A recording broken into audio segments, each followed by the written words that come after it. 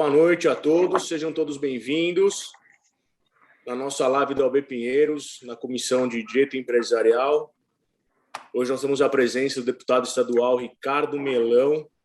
Prazer, Ricardo Melão, em conhecê-lo, mesmo que virtualmente. Vamos bater um papo aí sobre o seu projeto de sua autoria do Código do Empreendedor. E antes de a gente começar, pessoal, quem tiver qualquer tipo de problema com a câmera, informar que está sendo gravada a live. Podem fechar a câmera para quem quiser. Acho interessante deixar a câmera aberta para discutir, comentar, enfim.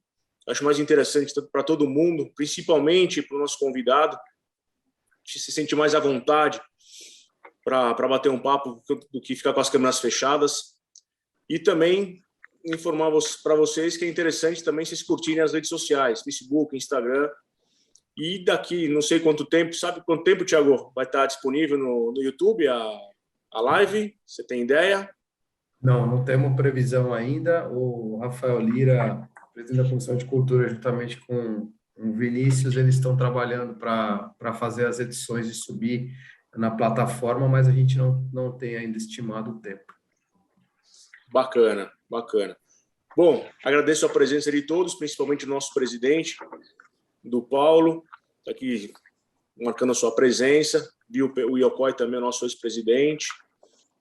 E aqui vamos começar com o Melão. Melão, mais uma vez, boa noite. Venho acompanhando você nas redes sociais. O pessoal pediu muito a sua presença, que eu convidasse para bater um papo sobre o Código do Empreendedor. Eu vi aqui, dei uma lida no projeto, no PL, e muitas vezes eu venho me deparando com algumas pessoas, com muitos empresários, inclusive com o Sérgio Vieira. A gente tinha um grupo de... Não sei se você lembra, Sérgio, que a gente bateu um papo sobre a integração das prefeituras do estado de São Paulo com relação aos alvarás, autorizações, a rapidez, a agilidade da abertura das empresas. E eu comentei naquela oportunidade de que, além da burocracia de uma maneira geral, muitos clientes, e eu advogo aqui para alguns, que são itinerantes, né, digamos assim, parque de diversões, circos, enfim, cada hora ele está num local, cada hora ele está num município, né, e eles comentam a dificuldade que tem de montar um negócio, mesmo que sazonal, nessas cidades, né? Então, na cidade de São Paulo é de uma forma, Santos é de uma outra forma, e assim sucessivamente. A forma até da operacionalização dentro das prefeituras tem uma certa dificuldade, e as exigências de cada prefeitura para o mesmo segmento, né? Você acha que a gente consegue, deputado Melão, uniformizar isso para que a mesma exigência pleiteada em São Paulo é a mesma em Piracicaba e assim sucessivamente, principalmente com o seu projeto de lei aqui, que eu vi que é o principal dele, é desburocratização? Olha, Fernando, primeiro, obrigado pelo convite. Estar aqui é sempre um prazer. Eu que sou advogado pela OAB, inscrito na OAB de Pinheiros, sempre importante destacar. Então, sou um membro da casa também. Queria agradecer o presidente Paulo Sérgio sempre aí por nos receber muito bem todos os momentos que eu tive aí, desde quando não tinha nem sido eleito ainda, até agora. Então, para mim, é sempre muito gratificante, né? Os grandes amigos, como o Thiago, como ele mesmo já mencionou aí, temos um relacionamento de amizade antigo, né? Mas para mim é sempre um prazer poder estar aqui e poder falar das propostas, né? Vocês que atuam no direito, e hoje eu atuo mais no âmbito legislativo como legislador, é sempre importante promover esses debates com vocês, porque vocês estão lá na operação, no dia a dia, vendo a necessidade dos clientes. Eu não acredito em coisas assim postas de cima para baixo.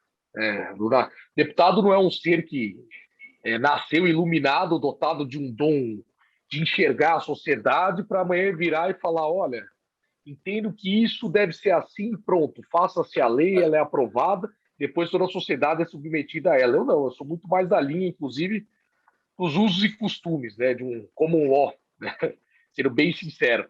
E eu entendo que vocês, por estarem vivendo esse dia a dia junto com os clientes, enxergando todos os casos que acontecem na prática, e vocês veem que muitas vezes a lei está muito distante da realidade prática, vocês são as melhores pessoas para sugerir, e eu atuo como representante. Como representante claro, nós temos os nossos princípios, os nossos valores, um conjunto de ideias e convicções que nós temos, mas o principal é ter essa abertura para fazer bons canais com pessoas da sociedade que estão vivendo essa prática do dia a dia. E eu vejo muito isso aqui entre vocês que atuam diretamente aí na advocacia, no ramo do direito, com os clientes, entendendo as dores e os problemas que eles enfrentam, né, Fernando?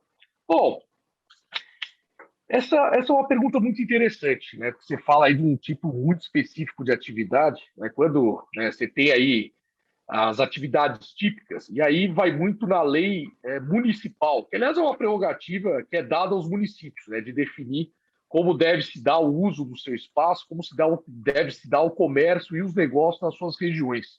Isso é competência dos municípios.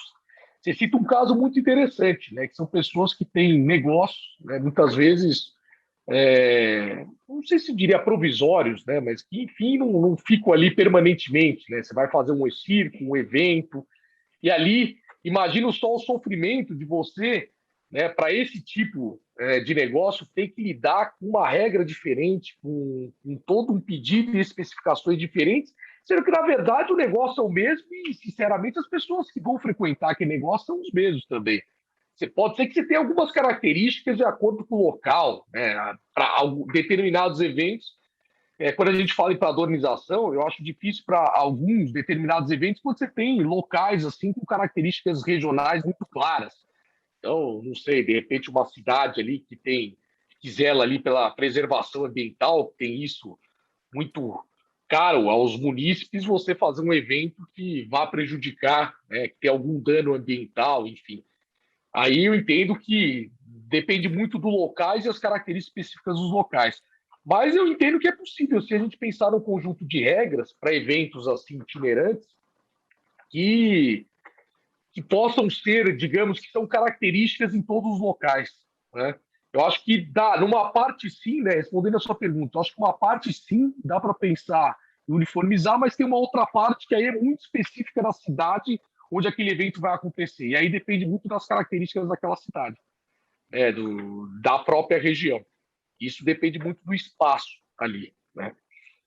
Mas eu acho que dá para pensar assim, não é algo que foi visto no código, vou ser bem sincero, não foi uma ideia na época apresentada, porque quando a gente fez o Código de Defesa do Empreendedor, a gente conversou aí com mais de 30 entidades representativas. Aí eu cito Associação Comercial, Fiesp, Fecomércio, ILP, FAESP, Abimac, UNE, enfim, tem várias aqui, né? Poderia ser Secov, poderia ficar o dia inteiro aqui, a Endeavor, enfim, entre os JUSESP, entre outras, mas curiosamente isso não foi algo que apareceu, viu? Eu acho que eu tenho que incluir aqui nesse debate a OAB Pinheiros. Eu acho importante. Eu acho que é válido sim, mas não foi discutido no código. Confesso aí que foi uma falha nossa aí, não foi algo que tinha surgido, mas obrigado aí pela sugestão. Não, porque a gente vê, além dessa peculiaridade município para município, tem até as regras da BNT, né? Que existem atividades que não tem o regramento da BNT, na BNT não, naquele órgão que me falhou a memória, não é BNT. Bom, daqui a pouco me vem o nome. Você tem regras para determinados segmentos e que muitas vezes o próprio município, o próprio estado não cumprem a regra. Né? Você tem a regra, está específico ali. O fabricante, por exemplo, determina determinadas situações, chega na prefeitura, a prefeitura fala, não é dessa forma. Isso acontece muito na engenharia. Não é? Na engenharia fala, o cano tem que estar de 5 centímetros. Chega na prefeitura, não, 5 não é. Ou é 10 ou é 3. Pô, como é que você faz? Você como empreendedor, sabe, mas eu comprei o equipamento, está na garantia, se eu alterar, eu perco a garantia. É dessa forma que o brinquedo funciona, o equipamento funciona, e a prefeitura está me exigindo que eu altere. Poxa, como é que o empresário fica nessa situação? Fica totalmente perdido. quando você fala de estados, menos pior, mas quando você fala de município, que é um do lado do outro, vou ter que alterar isso.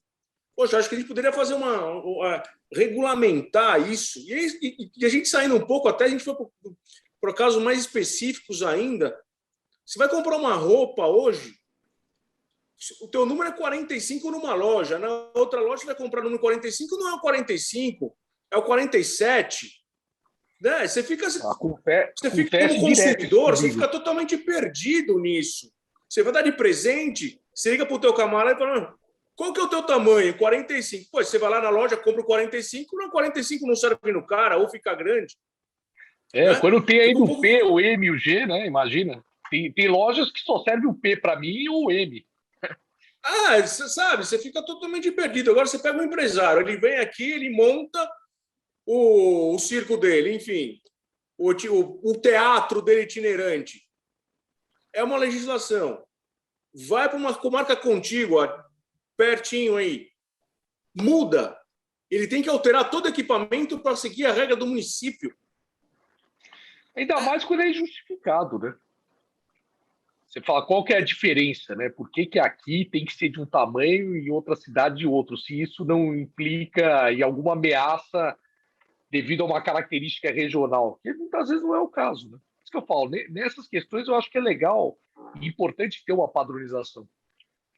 Eu tenho alguns instrumentos, Fernando. Se eu falar do código para você de forma geral, talvez você identifique alguns instrumentos que poderiam ser usados nesse tipo, numa defesa de uma exigência como essas, tá?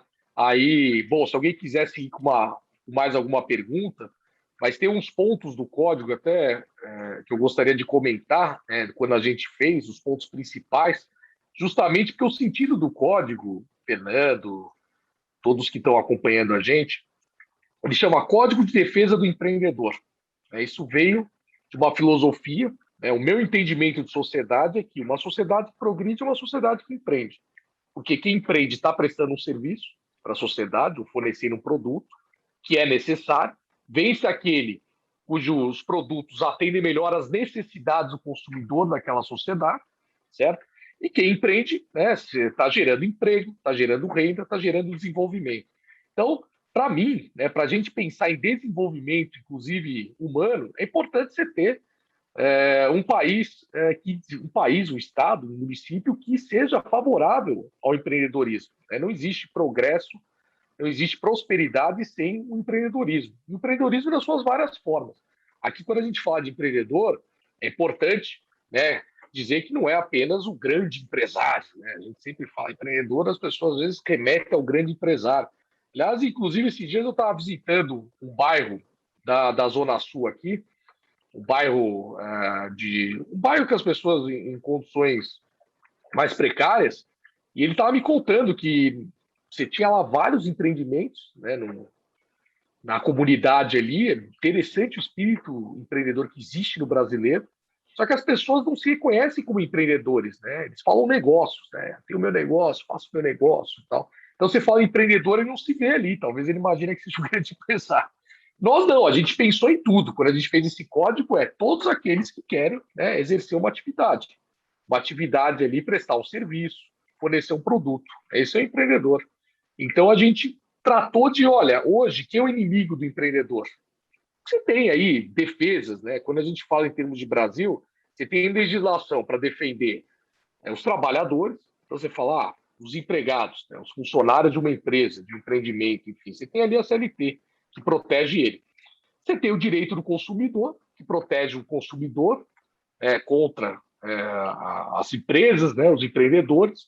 E você fala, e o empreendedor, como é que fica nessa? Né? Ele é sempre tratado como vilão. Esse aí tá tranquilo. Né?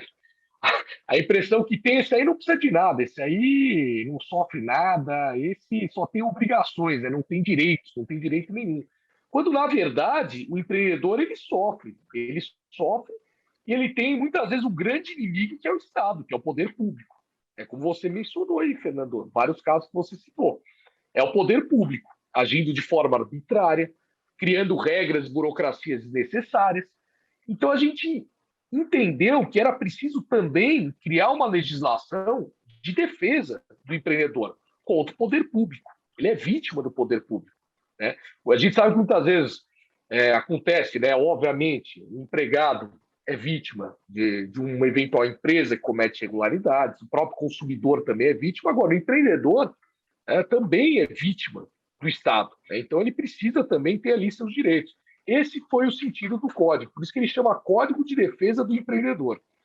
E aí, qual foi a ideia aqui do código? É criar instrumentos justamente que permitam ao empreendedor não ser vítima de abusos e arbitrariedades por parte do poder público, né? No caso aqui o estadual. E aí, Fernando, até para destacar aqui, são vários artigos que existem nele, mas eu queria destacar 6 questões aqui que eu acho que caracterizam melhor qual é o espírito do nosso código, né? A primeira é a exigência de uma análise de impacto regulatório. E aí eu vou até contar um caso prático, né? O que isso significa, né? Análise do impacto regulatório, né? Toda lei proposta que vai interferir em atividades econômicas deve ser obrigatoriamente seguida aí, né? Juntamente, quando for apresentada, tem que ter um demonstrativo do impacto e provar qual que é o benefício dessa norma para a sociedade, né? Esse que é o objetivo. E vou dar um exemplo claro aqui que aconteceu, né? A gente teve aí o caso das empresas de aplicativos para ônibus. Vocês já ouviram falar da Buser, né? O Buser hoje é a principal que opera nesse mercado. Você tem ali, ela trabalha com os fretadores, né, com as pessoas, com os ônibus, né, que fazem, as empresas que fazem o frete. E ela faz uma espécie de fretamento coletivo de um ônibus.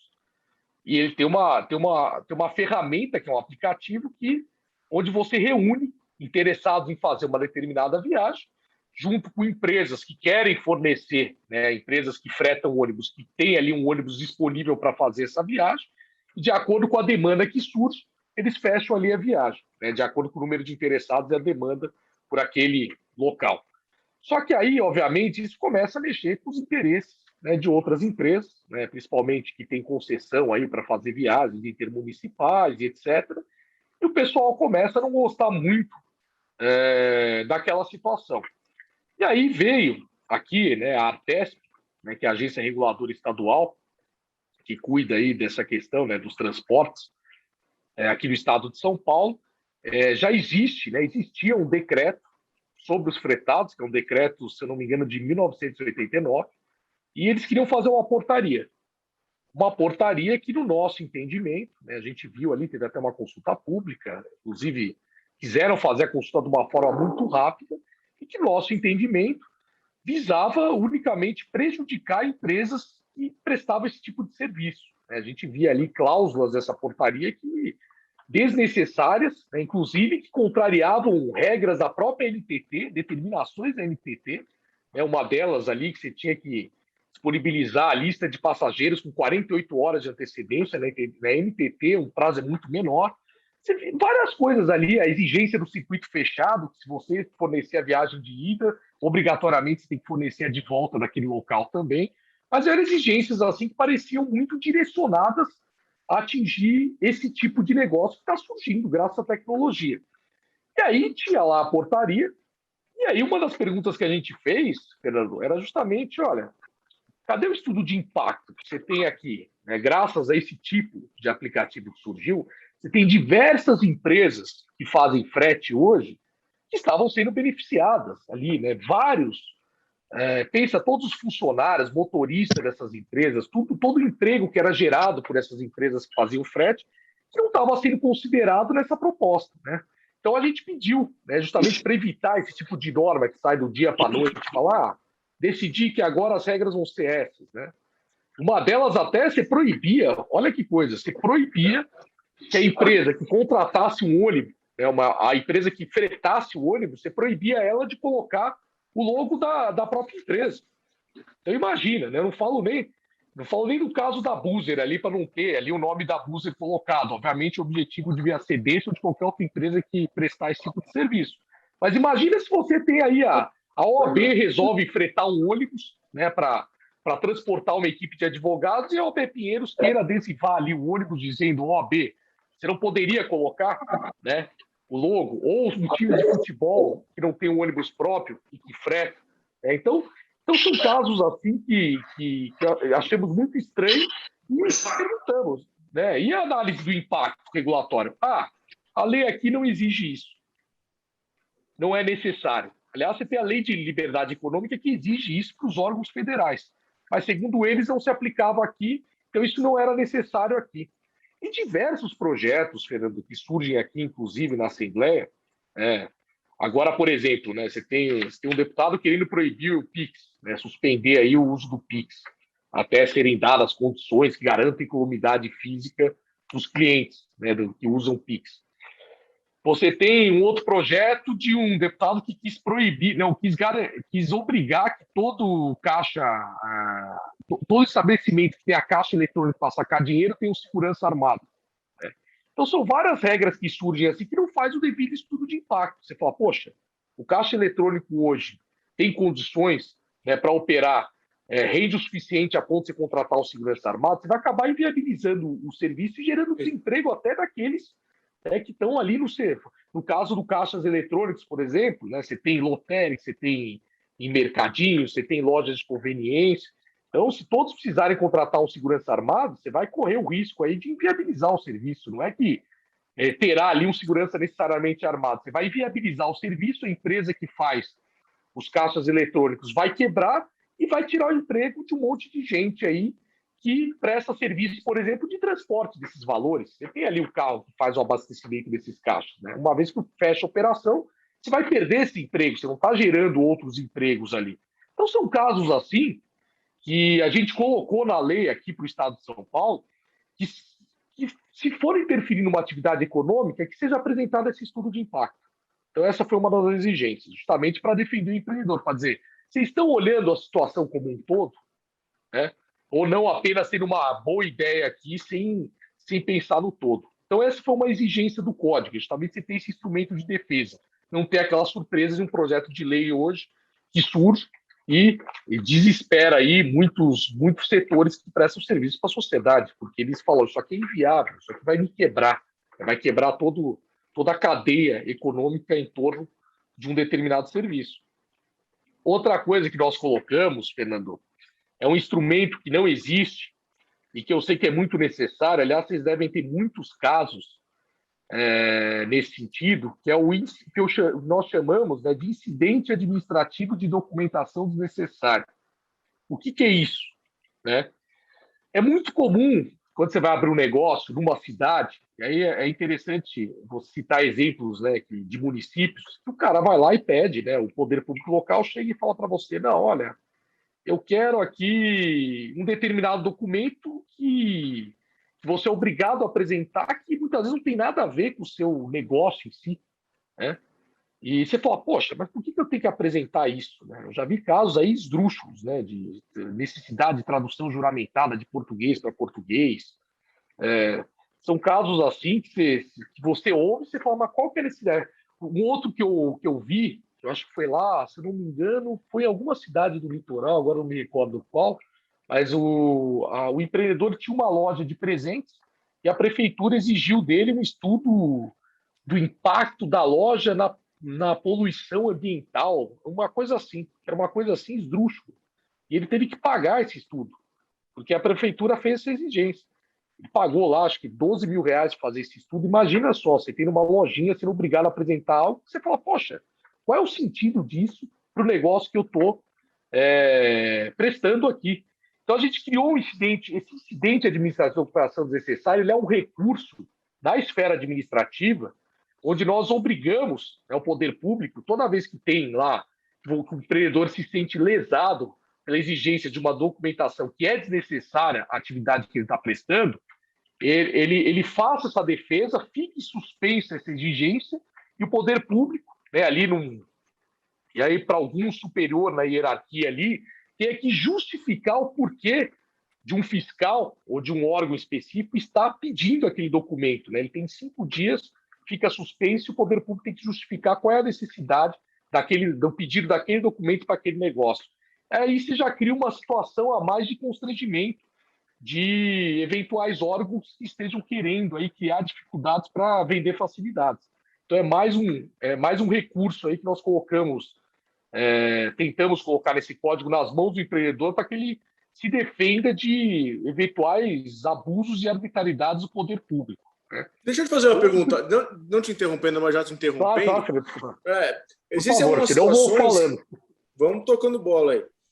Existem situações que você comentou aí de exigir documentação que não faz muito sentido. Muitas vezes a gente se depara também com pedidos de licença, de uma maneira geral, de alvarás, no qual a própria prefeitura senta em cima da documentação e esquece aquilo ali em cima. E o camarada ele alugou o espaço para um evento de uma semana, 15 dias, um mês, com a demora da prefeitura liberar o alvará. Aí eu estou falando da prefeitura, estou falando do bombeiro, estou falando da polícia militar, enfim, de uma maneira geral aí. Ele já começa a perder um dia, 2 dias, 3 dias, enfim, já começa a inviabilizar o negócio dele. E ele vai cair aonde? No judiciário. E aí tem que pedir um alvará judicial para liberar o negócio dele. Será que não seria interessante alterar isso, modificar isso e fazer com que o empresário se autodeclare, fazer um documento que ele se autodeclare de qualquer responsabilidade, 100% dele, se cai um camarada de lá, se vende uma comida estragada, enfim, para você sair um pouco dessa burocracia de ficar pedindo um documento a torto direito, não seria mais fácil a gente fazer o inverso? Eu acho extremamente válido. Como que a gente lidou com isso no código? A gente colocou ali prazos claros, né? Então, por exemplo, para atividades de baixo risco, a gente entendeu que não seria mais necessário, de acordo com a lei de liberdade econômica, inclusive, não ser mais necessária autorização para funcionamento, não ser mais necessário o alvará para atividades de baixo risco. Então, ali já seria dispensado. Prazo de médio, a gente colocou um prazo, né, de médio e alto risco, né, a gente colocou os prazos de 30 e 60 dias, no máximo.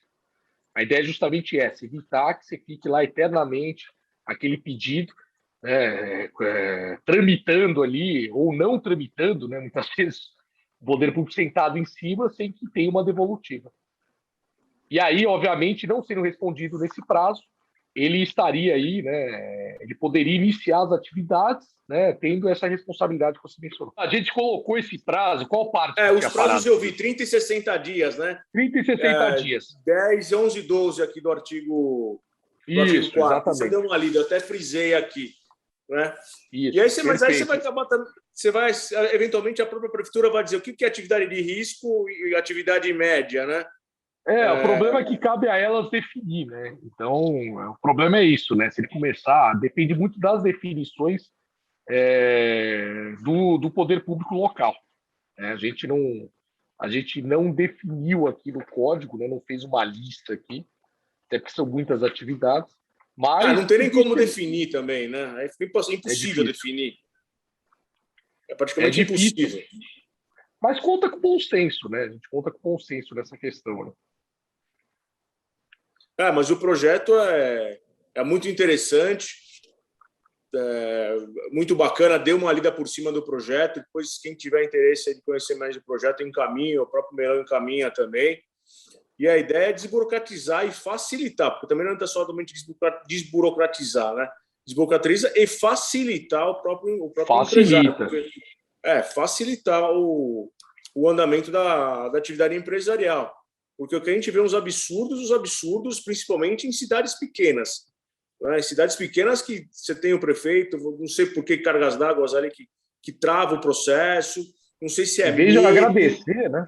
Em vez de agradecer um negócio surgindo ali, né, que vai gerar prosperidade para a cidade dele, ele acaba criando dificuldade e afastando o empreendedorismo, né, na cidade. Aí acaba muita gente mudando, né, migrando para outro local.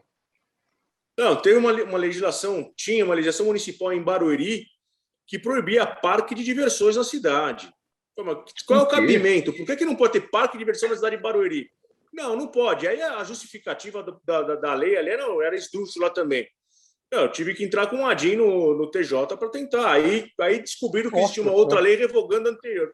Não tem cabimento um município do lado de São Paulo grande, né, de certo ponto, sim, grande sim. de arrecadação, que proíbe parque de diversão, mas autoriza o parque de diversão no shopping, mas externo, autoriza o indoor. O outdoor ele não autoriza. Pô, mas como Qual o tem sentido cabimento de um não negócio poder desse? outdoor?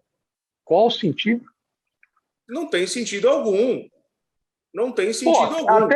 até tem um sentido, mas enfim, isso aí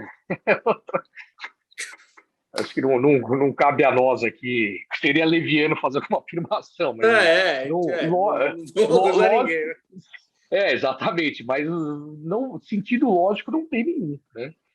Mas, enfim. Aí era legal também, Fernando, outras questões que nós trouxemos aqui no código, que eu acho legal abordar.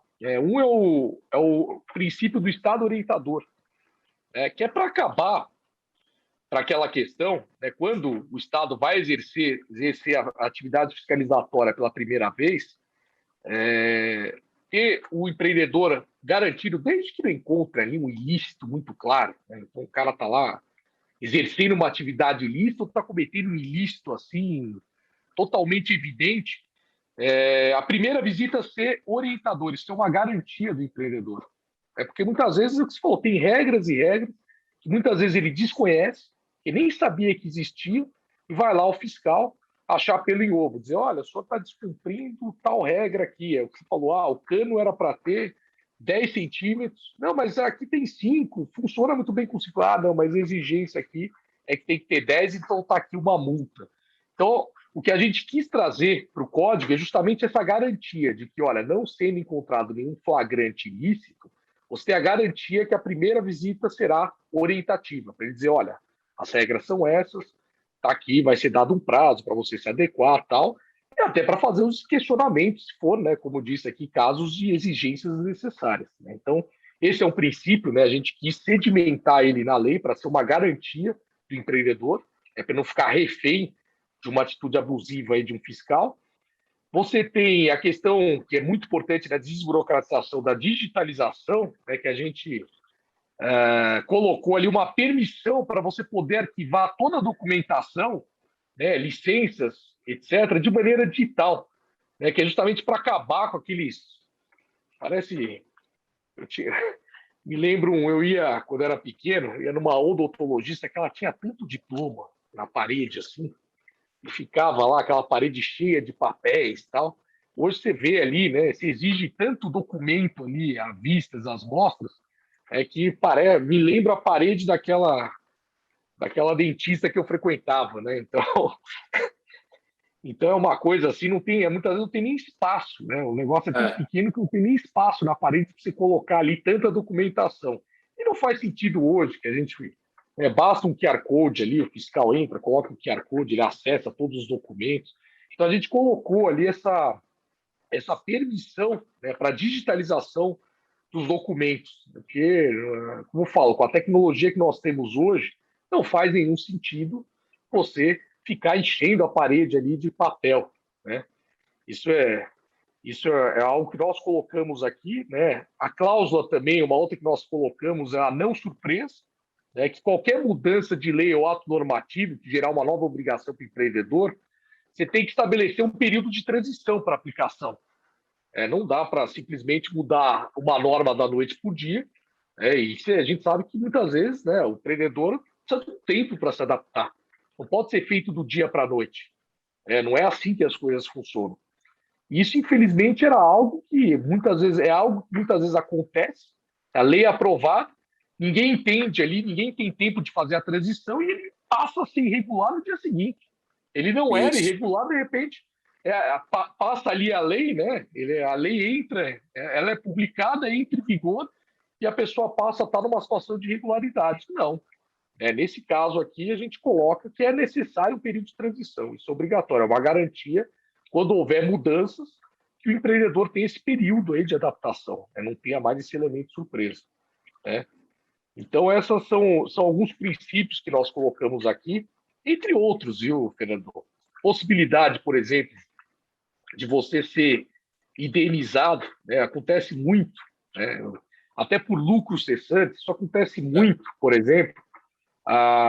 Tinha um amigo lá, eu lembro, ele me contou, faz tempo o caso, fecharam a loja dele ali, o cara lacrou por um mês, Ele não estava em situação irregular, ele demorou um tempo para provar ali, né? Foi até o órgão público local, foi lá se justificar tudo, tal, depois reconheceram, realmente houve uma falha aqui, tiraram, mas e aí? Como é que fica aí esse um mês aí que ele perdeu, né? O poder público tem que ser responsável por isso. Ele tem que se responsabilizar, tudo bem, depois ele pode entrar com uma ação ali contra o servidor que cometeu um eventual abuso, arbitrariedade, mas tem que se responsabilizar por isso, até para não se usar mais esse artifício à torto e à direito ali, sem considerar aí todo um profissional que está ali, um empreendedor, né, que investiu a vida dele naquele negócio. Muitas vezes pode quebrar um negócio. Você quebra o camarada. Você quebra o camarada. Exatamente, você quebra o camarada.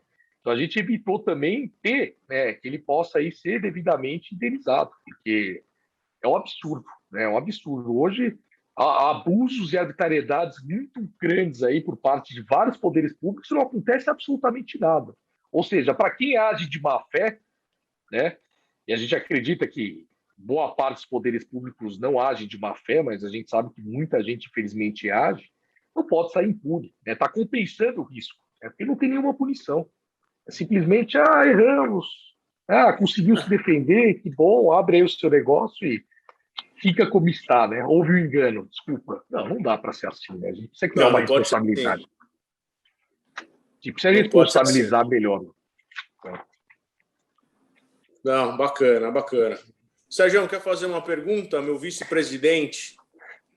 O que você está se coçando aí? Não estou me coçando. Primeiro, boa noite a todos. Obrigado, Fernando. Ricardo, boa noite. Parabéns pelo trabalho, deputado, e obrigado por ter aceito o convite da comissão. Sua apresentação, a sua defesa, né, sobre o seu projeto, ele é brilhante. Obrigado. Ele acompanha muito o que a Lei da Liberdade Econômica traz.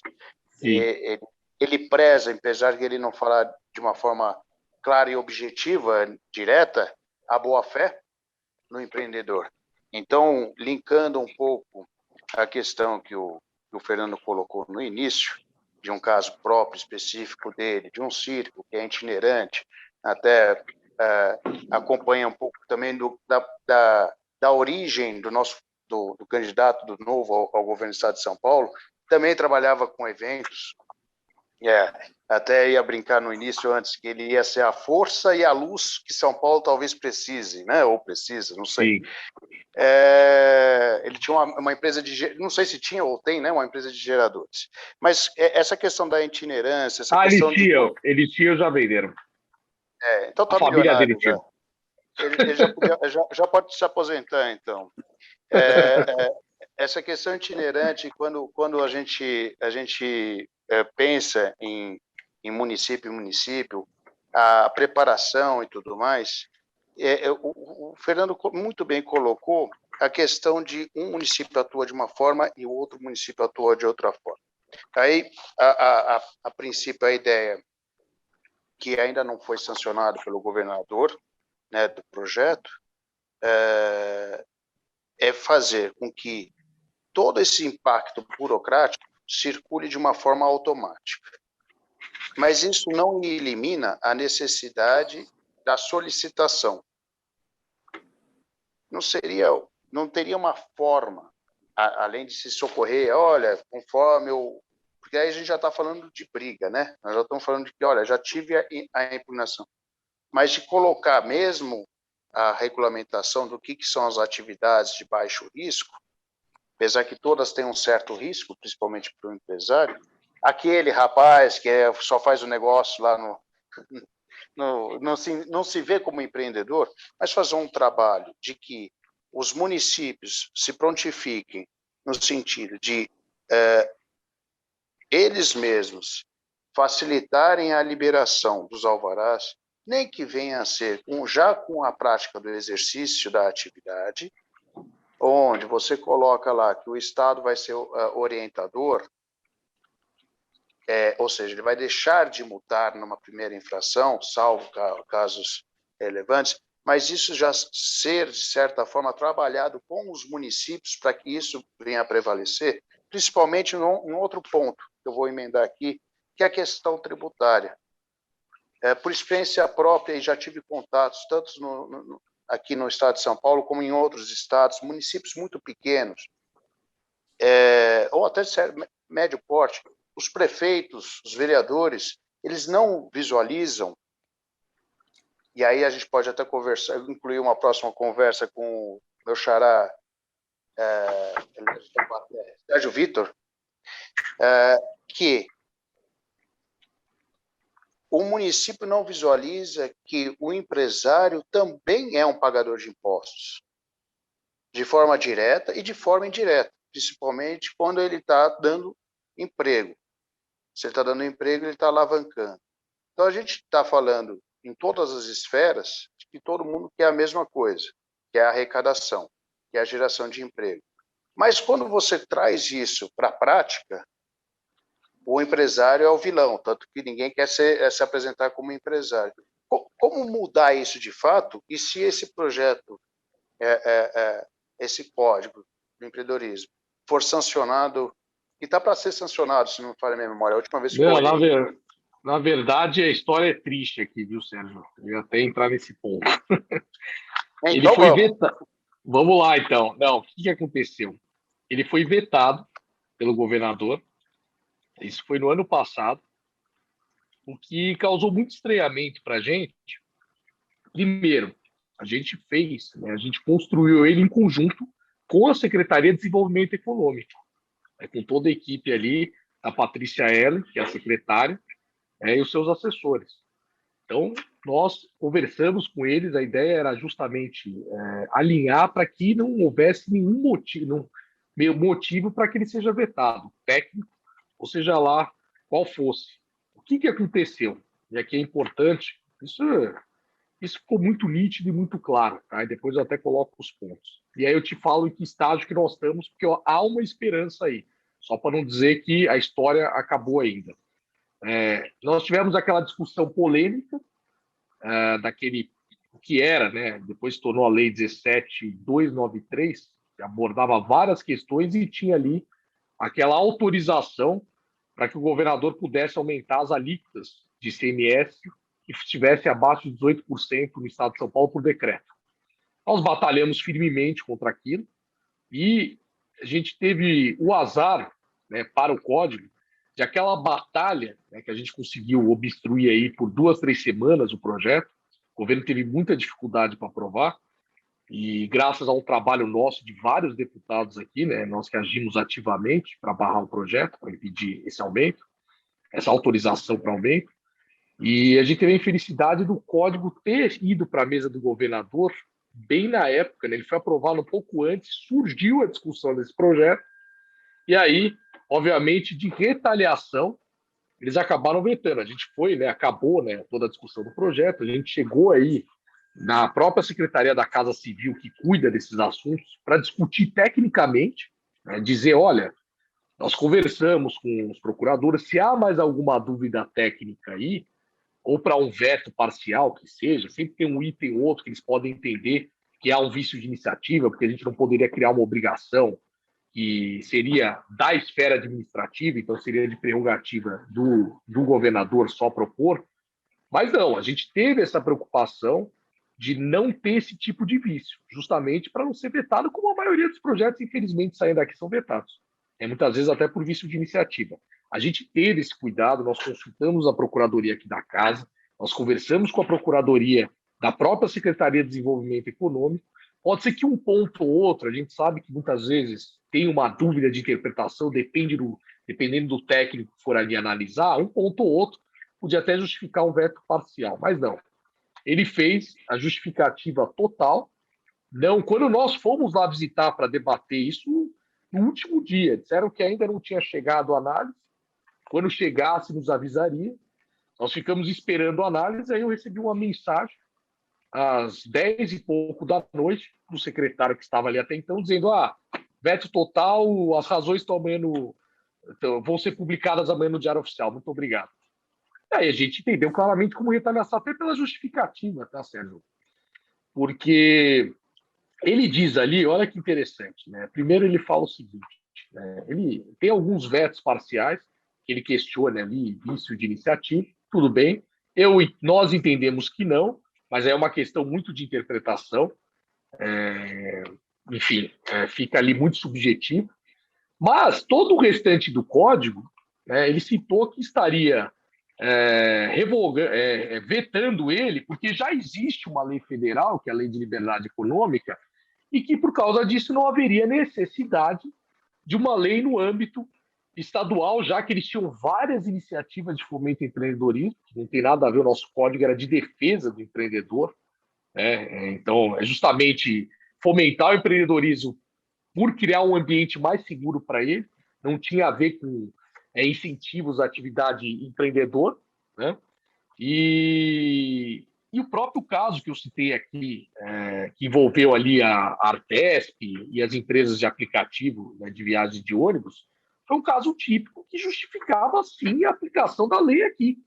Porque, curiosamente, eles vetaram alegando que já tem a federal, não há necessidade de aplicar a lei aqui, só que a gente se depara com uma norma criada que ia gerar impacto e que a gente pediu, para justificar, embasar essa norma, essa portaria no caso.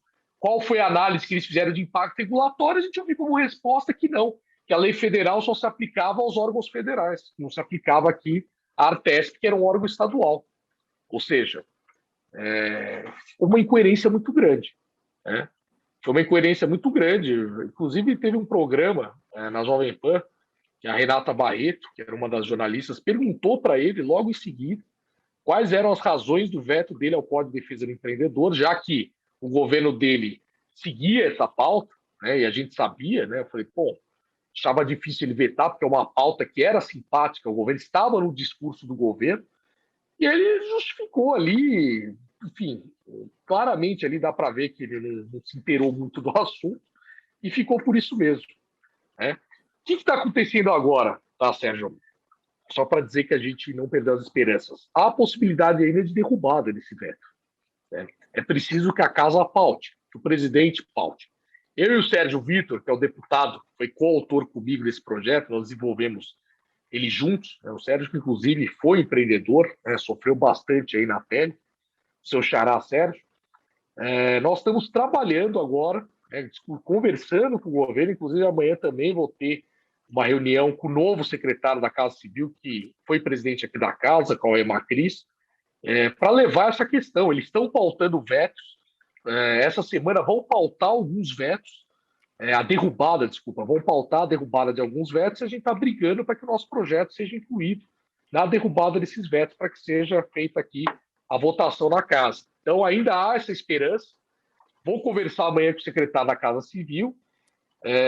Parece ter alguns pontos ali que dificultam muito para eles, né? Talvez, eu imagine que essa liberação aí, como você citou, né? Eles estão pelo programa que eles estão desenvolvendo, eles não querem fazer a liberação, né, dessa necessidade aí do alvará, né, para as atividades.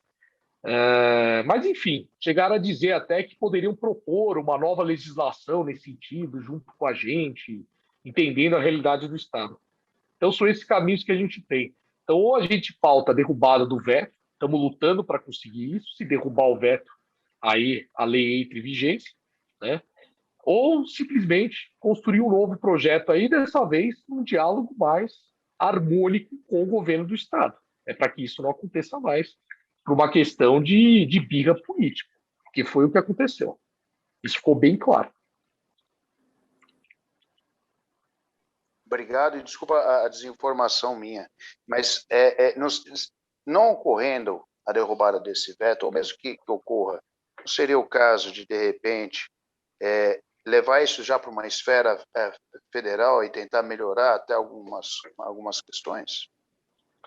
Não, sim, Sérgio. Inclusive, logo depois que o projeto foi vetado, a própria bancada federal, na pessoa do nosso deputado Alexis, que é do Partido Novo também, ele apresentou um Código de Defesa do Empreendedor para o âmbito federal, que está ali tramitando. Eu não sei exatamente que estágio ele está, mas ele se baseou no nosso código. Eu imagino que ele deve ter colocado ali outras regras, né? O Alexis, ele era um industrial lá na região de Sumaré, então ele se elegeu, né, por ser um empreendedor com esse discurso em prol do empreendedorismo. Ele conhece bem a realidade que sofrem os empreendedores. Inclusive, ele tem participado muito, Sérgio, dos debates sobre a reforma tributária, que patina, né? Aliás, ao contrário, né? Vem aí, felizmente, aí toda reforma tributária acaba resultando em aumento de impostos, né? Infelizmente. Mas ele era alguém que estava participando muito ativamente, porque era a grande pauta dele, né? Então, existe essa proposta e eu sugiro até, se vocês quiserem, Sérgio, eu acho muito válido fazer um convite ao Alexis para ele poder explicar. Como está tramitando ainda, eu imagino que deva ter muitas coisas que não estão sendo contempladas na proposta dele, que vocês podem sugerir. E por estar tramitando, há espaço ainda para eventuais modificações. Fica a dica, presidente Fernando, presidente Paulo Sérgio, para trazer o Alexis, que é da região de Campinas, aqui perto, para fazer a participação aí. Eu vou aproveitar. Pois não, Ricardo. Não, e é legal porque aí vocês já podem arrancar dele ainda a discussão da reforma tributária. Qual que é a visão dele que acompanha de perto ali o processo? Eu já tive um debate com a assessoria dele, deu uma troca de conversas na assessoria dele, na época, se eu não me engano, da Lei da Liberdade Econômica, acho que o Fernando há de se recordar disso, que queriam excluir o vocalato, acabar com os vogais da junta comercial. E o problema do vocalato da junta comercial, se é que tem um problema, é o mesmo que falta, talvez, de aproximação com o próprio empresariado no município. É saber qual é o papel de fato de representatividade, de colocar bons representantes. Hoje temos um vocalato talvez melhor, mais qualificado, mas mesmo assim eles esquecem que estão representando entidades de classe, e independente da política interna da entidade de classe, eles estão representando os fins daquela entidade de classe.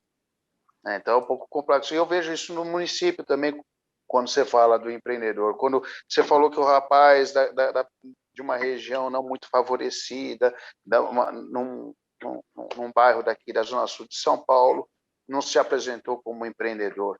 Ele deveria se orgulhar disso, né? Talvez um futuro Bill Gates, talvez um futuro... enfim, Exato. ele tem uma certa vergonha justamente porque ele é mal visto pelo município, porque o município não o vê, como você costuma dizer, pagador de impostos. Ele vê o município o vê como tem que sacrificá-lo, que ele vai querer agredir alguma coisa. Parece que ele é um vilão disposto a explorar alguém, né? Exato. Parece que é exato, isso. Temos como se fosse uma fera que você precisasse colocar uma focinheira nele para que ele não... Senão ele vai explorar e vai abusar alguém. Ele não vai gerar tributo, ele não vai gerar emprego, enfim. Essa conscientização, até em defesa do seu código de defesa do empreendedor, é redundante mesmo. Não seria o caso de criar uma política de argumentação com os municípios, para que eles falem diretamente com os seus deputados, representantes de cada área ali, de cada região, para que busquem, talvez, o afastamento desse veto? Então, o projeto ele foi aprovado aqui por unanimidade, inclusive. Então, com os deputados em si, não teve nenhum problema. Eu imagino que se ele fosse pautado, né, sendo pautado a derrubada do veto, também não haveria problema nenhum. Uma vez que ele foi aprovado por unanimidade, entendo que o veto também seria derrubado por unanimidade. O grande problema é pautar, né? A gente tem uma casa que é presidencialista, fortemente presidencialista, eu diria, e ele tem o poder aí de pauta. E aí, é óbvio, né, o poder de pauta dele tem muito a ver, como ele é do partido e é alinhado com o governo, né, tem muito a ver com o líder do governo atual e com o presidente da casa, se há um consenso com o governo de quais ele poderia pautar ou não desses vetos. Então, é por isso que é necessário toda essa conversa política. E a gente está conversando, né? Conversamos com o próprio líder do governo, que reconhece que o código é bom, né? Estamos conversando com o próprio presidente da casa, né, para pautar, convencer. E agora eu acho que é importante fazer também essa conversa com o governo para garantir que ninguém vai teimar. Mas com os deputados em si, Sérgio, felizmente, não, a aceitação é muito grande. Inclusive, viram com simpatia e no momento que ele foi aprovado, recebemos muitos elogios. Você não olha? Parabéns, fantástico esse projeto, muito bom. Inclusive, eu tenho até que cobrar, Sérgio, você me lembrou aqui, bem lembrado, o deputado Ed Thomas, inclusive, ele foi no Congresso de Comissões, ele foi o relator, e ele se comprometeu, então, naquela época ele era candidato a prefeito em Presidente Prudente, ele se comprometeu, olha, eu vou levar para Presidente Prudente, eu vou apresentar um ali no âmbito municipal, aqui, está feita a promessa. E ele se elegeu, hoje ele é prefeito de Prudente. Eu preciso relembrar, eu falo, poxa, Ed, você apresentou aí o Código de Defesa do Empreendedor. Eu sei que tem vários municípios, né, onde a gente tem vereadores amigos que estão apresentando versões locais desse código. Eu encaminhei, inclusive, Sérgio, tem um secretário lá da Prefeitura do Rio, que ele virou secretário de, eu não sei se é desburocratização, desenvolvimento econômico, é a área que lida com isso, tá? É a área que lida com a relação da prefeitura com os empreendimentos. E eu passei para ele era deputado estadual do nosso partido, do Novo, lá no Rio de Janeiro, aliás, uma grande pessoa, um grande deputado. Ele recebeu esse convite do Paes, ele pediu suspeição, né? Ele pediu suspeição aí da filiação junto ao Novo. Ele achou melhor para não ter conflito de interesse, já que é a gestão do outro partido, e ele assumiu a secretaria. E aí eu mandei mensagem para ele, parabenizando, ele falou, não, manda para a gente aqui um exemplar do Código de Defesa do Empreendedor, que eu vou tentar implantar aqui o que for possível. Preciso perguntar para ele também. Corre o risco de São Paulo ficar para trás. Qual é o risco de São Paulo? Olha que pena, né? Qual é o risco de São Paulo ficar para trás? Seria uma judiação. Como tá aí, né? Saiu o último ranking, eu até publiquei na minha página aí, de facilidade para montar negócios, tudo, né? Para abrir negócios, Minas estava em primeiro. Minas, que é governada não querendo fazer propaganda, mas já fazendo, né? Pelo nosso governador do nosso partido, Romeu Zema. E São Paulo, imagina só, né? O nosso governador veio com um discurso em prol do empreendedorismo, da liberdade econômica, está em 24º. Ele prometeu agilizar, acelerar, tudo, está em 24º ainda. Quem sabe aí com a aprovação do nosso código ele já estaria numa situação um pouco melhor. E você sabe que essa agilidade, não defendendo, não sou nem advogado para defender ninguém aqui, Não, mas muito da demora no estado de São Paulo não está vinculada aos órgãos do estado, estão vinculados aos municípios. Aos municípios mesmo. Seja município que não tenha sistema de digitalização, de trâmite, compatível com o que foi imposto pelo REDSIM, pela lei do REDSIM, seja município que não tenha interesse mesmo no desenvolvimento. Ou pior, deixam de aprovar, de constituir aquelas leis que são obrigatórias para ter a existência das permissões. Um caso claro disso, inclusive eu que denunciei para o seu colega, o deputado Sérgio Vitor, que é da região, foi a questão da ausência dos selos para aqueles pequenos produtores de produtos laticínios e domésticos, aqueles doces caseiros. Você precisa ter um selo. E o município não tinha. Você que fez a denúncia, Sérgio? Eu que cutuquei o Sérgio Vitor, que é da região lá. Aliás, parabéns, Sérgio, porque ele abraçou essa pauta como ninguém. Muito. Eu sou muito grato a ele, porque tem 3 clientes ali naquela região ali que estavam sofrendo muito. Inteiro. Não, inclusive, ele conversou muito com o secretário de Agricultura, que é o deputado Tabar Borges, que foi nosso colega aqui na casa. Inclusive, foi coautor. Ele foi coautor, né? Ele pediu para ser coautor do nosso Código de Defesa do Empreendedor. O Sérgio conversou muito com ele, parece que eles estavam estudando aí apresentar uma legislação desse sentido. Se eu não me engano, o projeto até entrou, viu? Vou fazer uma pesquisa. Projeto. Eu acho que entrou o projeto, inclusive, vindo do governo do estado nesse sentido. E o Sérgio, ele abraçou a pauta, foi lá, levou, discutiu, foi muito ativo nesse sentido, viu? Parabéns, e agora eu sei que foi você que acendeu essa faísca aí nele. É mal do nome isso, né, Paulo Sérgio? Isso aí, OAB Pinheiros mais ativa do que nunca. Parabéns, viu? Porque ele abraçou mesmo a pauta e parece que vai haver uma solução aí. E outros segmentos precisam disso. Você pegar a região mais pobre do estado de São Paulo, que é depois de Peruíbe, ali onde tem as bananas, o Caverna do Diabo ali o que falta para os municípios é uma tecnologia para desenvolver o empresariado, principalmente na questão do turismo. Me recordo, vou fazer um parênteses pessoal aqui rapidamente, me recordo quando eu fui conhecer uma cidade chamada São Raimundo Nonato, no sul do Piauí, uma cidade que ninguém dá nada, mas lá tem um dos melhores parques que eu já vi do mundo, dos que eu conheço, para não dizer o melhor, tudo da iniciativa privada, Serra da Capivara, as pinturas rupestres. E eu falava, para todo mundo que eu falo isso, que não conhece, quando chega lá, fala, nossa, aquilo é incrível, aquilo realmente é um negócio de primeiro mundo no meio do nada. Tinha uma grande dificuldade de desenvolvimento daquela região porque não tinha a tecnologia, conhecimento de forma geral, incentivo do município. Por quê? O Sebrae não estava lá, não tinha escola técnica. Como que você capacita alguém para receber o turista se não existe esse alguém? E pior, quem está lá, pouco alfabetizado é. E aí você pega um município que vivia, ou melhor dizendo, vive de repasses federais, ele se acomoda. Aí ele se acomoda, ele não quer o empresário é vilão para ele. E muito desses casos acontece aqui no interior de São Paulo. A gente esquece, mas tem. Então, essa mentalidade que a gente precisa... se a gente fosse colocar na matemática, deputado, se conseguisse montar uma força-tarefa para que colocasse na aritmética, olha, você recebe tanto do governo federal.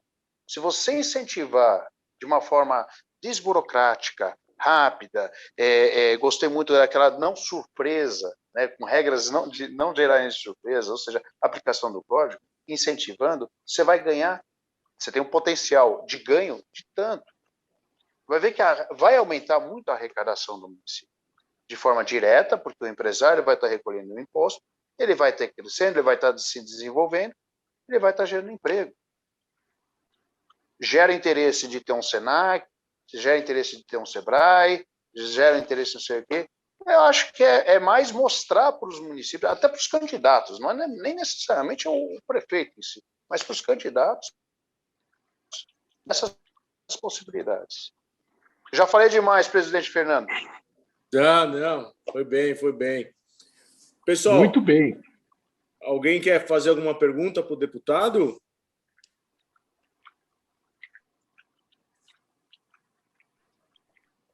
Eu queria fazer uma pergunta, aproveitar a presença do deputado aqui, mas é uma pergunta mais relacionada à atividade legislativa dele, para a gente também trocar um pouco de ideia sobre isso. Até o Vinícius Pote comentou a dificuldade que é para levar um projeto para frente, para conseguir caminhar com algum projeto, né? A gente lembrou que ele foi relator aí do Marco Legal das Startups. Você tem que, claro, você está lá para fazer política, mas tem que falar com todos os partidos, conseguir a bênção de todo mundo e ter um jogo de cintura muito grande e até eventualmente chamar partidos de oposição e tal para participar do projeto, para garantir aí a aprovação, uma boa votação, e que isso também leva muito tempo e muito empenho. Se dentro do processo legislativo, você imagina que poderiam ter algumas iniciativas para liberar a pauta. Parece que a deputada Janaína Pascoal é uma crítica muito grande das atividades dela como colega sua, porque ela se sente um pouco impotente, né, diante da... É uma cabeça que parece uma cabeça muito boa, assim como você, né, advogados bem formados, e que acabam sentindo pouco produtivo diante do jogo legislativo. Aí passar um pouco a sua impressão para nós, que vendo de fora, né, às vezes a gente tem uma impressão, por que não é feito?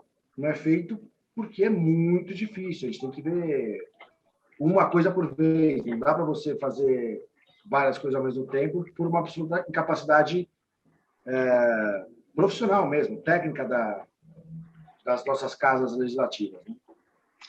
Não, perfeito, Paulo. Aliás, gosto muito da Janaína, reforçando aqui, é uma pessoa séria, é uma pessoa extremamente dedicada.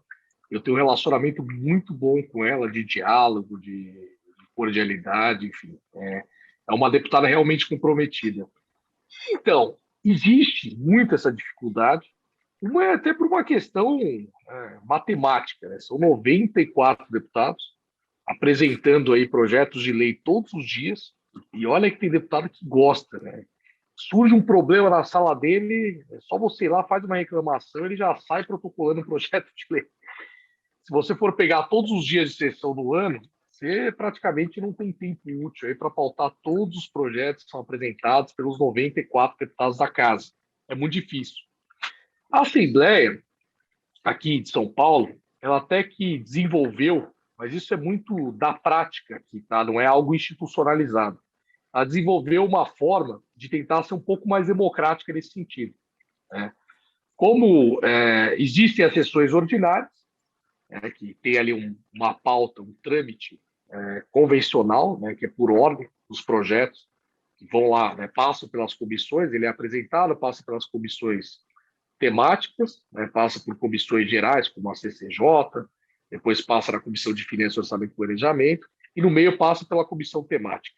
E aí ela fica pronta para a ordem do dia, né, depois que ele tramitou. Só que a ordem do dia tem ali 300, 400, 500 projetos na fila. Uma coisa que eu sugeriria de mudança nesse sentido é, primeiro, a gente não deveria mais discutir projetos, né, com todo o respeito a todos os colegas que passaram por aqui, inclusive meu pai já esteve aqui também, mas inclusive teve um projeto dele que eu puxei que era bom, né, que estava parado na ordem do dia, imagina só, desde 2011 estava na ordem do dia, e aí eu puxei, a gente conseguiu votar. Mas projetos de deputados antigos, né, a gente não deveria mais estar discutindo, né? Eu imagino que, até por uma questão de pelo tamanho, né, da pauta da casa, isso atrapalha muito, né? São muitos projetos que eles apresentam. Eu imagino que, uma vez que acabou a legislatura, o deputado não está mais aqui, não haveria mais necessidade de discutir um projeto. Claro que se algum deputado quiser abraçar um projeto antigo e reapresentar ou entrar como coautor, seria válido. Mas a gente acaba perdendo muito tempo aí discutindo projetos que o autor nem está mais aqui, e de leis que muitas vezes já perderam o sentido, que tinham a ver com aquela época, com aquele momento. Isso é uma coisa que poderia mudar, do meu ponto de vista. Mas voltando aqui, teve um trâmite aqui que foi desenvolvido, que eu entendo que funciona bem, tá? Que é um acordo, todos os deputados, eu chamaria de um acordo democrático, né, em que o presidente diz o seguinte, ele fala, olha, cada deputado pode selecionar um projeto, da preferência dele, pode ser dele ou qualquer outro projeto, e apresentar esse projeto numa lista. Então, tem um deputado que fica responsável, né, por coordenar essa lista, onde cada deputado coloca ali um projeto seu de preferência, e o presidente e a própria casa, por acordo dos deputados, se comprometem a pelo menos levar até o plenário. Dizer, olha, vamos evitar discussões anteriores, vamos fazer o seguinte acordo, né, que o deputado possa, pelo menos, num ano legislativo, ele tenha direito a ter um projeto pautado em plenário, sendo discutido no plenário. E senão não anda, né? Pelo trâmite normal não vai andar nunca, né? Porque a gente já tem a fila dos projetos antigos, com mais os novos, enfim, não sai. Ele usa para isso os próprios instrumentos da casa, né? Então o presidente ele vota ali a urgência do projeto, né? Você coloca na ordem do dia, vota a urgência para trazer prioridade. Obviamente tem esse acordo democrático entre os deputados de aprova-se a urgência, a não ser que o projeto é muito polêmico, aí obviamente tem resistência. E a ordem de pautar do projeto, ela é feita da seguinte forma. O deputado que apresentou o projeto ele tem que conseguir conquistar o apoio das lideranças dos partidos. Então, ele tem que conversar com o líder de cada partido. E se o líder manifestar o apoio de eu apoio pautar o projeto, não significa que ele apoia aprovar o projeto, ele soma ali de acordo com o tamanho da bancada, soma-se uma pontuação, e aqueles que tiverem maior pontuação, por ter conseguido o apoio de partidos mais expressivos e mais representativos, ele é pautado primeiro. Então, ele acaba com essa regra aí, pautando 4 ou 5 projetos de deputados por semana. Geralmente, ele reserva as quarta-feiras para isso. As terças-feiras, ele deixa para projetos do governo. de interesse do governo que acabam sendo prioridades sempre, em qualquer casa legislativa. Então, esse acordo ele funciona bem. Pelo menos a gente tem a garantia que durante o nosso mandato você vai ter aí 4 projetos seus sendo discutidos no plenário. E aí envolve, obviamente, envolve a conversa com os líderes para você conseguir o máximo de assinatura de apoios. Envolve depois uma conversa com os líderes também, ou algum outro deputado que apresente uma resistência ao seu projeto, para que ele não obstrua. O que significa obstruir? Ele simplesmente não compareça, não dê presença para não dar quórum para votar o projeto. Isso é muito comum. Se utiliza muito desse instrumento de obstrução. É o famoso não quero nem que discuta, não quero que isso aí seja levado à votação. Ou simplesmente pedir, né? Os projetos, geralmente, eles acabam aprovados de forma automática. Aquele famoso, o comando natural do projeto, o primeiro comando é sempre o de aprovação automática. Isso é importante colocar, que ninguém entende, né? A gente olha isso, tanto na Assembleia quanto no Congresso, e acaba não entendendo. É aquele famoso, os que forem favoráveis permaneçam como se encontram aprovados. Esse é o comando natural do projeto, até para trazer mais da votação, até para trazer mais agilidade. Aí, obviamente, tanto no caso da Assembleia, o líder ou vice-líder de um partido, de uma bancada, ele pode pedir a verificação de votação. Que a partir do momento que dá esse comando, ele entra lá e fala: pela ordem, presidente, eu peço uma verificação de votação. Que aí significa eu quero que cada um coloque aqui o sim ou não. Vai votar no painel, aquele sim, não, etc. E aí, obviamente, dependendo do dia, quando é votado o projeto de deputado, você não tem presença ali de deputado suficiente, ou pelo menos você vê ali presente deputado suficiente que vão votar. Porque você pode, mesmo aberta a votação, ele pode se declarar em obstrução. Ele simplesmente coloca lá, ele está presente, mas ele fala, me coloque em obstrução. Entendeu? Que é o famoso não quero que paute. E aí, se você não atingir 48 deputados votando o projeto, você não consegue, né? Ele não é votado, ele é adiado. Olha que coisa, esse é um instrumento de obstrução. Ele pede a verificação de votação, justamente para alguns deputados se colocarem em obstrução, não votarem nem sim nem não. Ele diz que está em obstrução. E aí, se você não tiver 48 deputados, no mínimo, colocando ali no painel sim ou não, o projeto ele não tem quórum para ser votado. E aí adia.